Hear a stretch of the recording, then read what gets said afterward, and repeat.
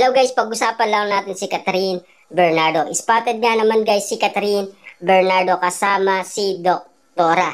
Kitang-kita naman natin kasi guys na talagang si Catherine Bernardo bago siya pumunta sa Vista Mall, kasama niya muna guys ang kanyang dentista.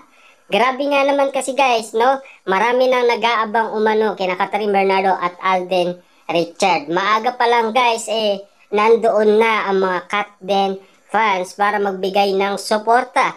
Siyempre guys, kailangan magkaroon sila ng slot. Siyempre paramihan ang pupunta niya, 'di ba? Dinudumog kasi guys sina Alden Richard at Catherine Bernardo. Siyempre nakakagulat nga naman guys kung bakit nga naman sila dinudumog ng maraming tao. At kung bakit nga naman guys nagkaubusan ang ticket nila. Marami nga naman kasi guys nagulat, 'di ba?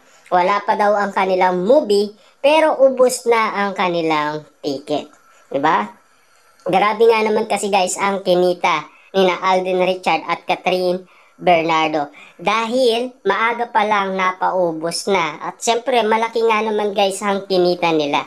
Diba? Papaano kaya guys kung magbenta ulit ang nasabing sinehan? Syempre guys, kikita ng kikita umano ang movie ni na Alden Richard at Catherine Bernardo. Siyempre guys magiging top earnings kaya ulit yan, di ba? Ika nga guys ng manghuhula, mas magiging top earnings din ang kanilang movie.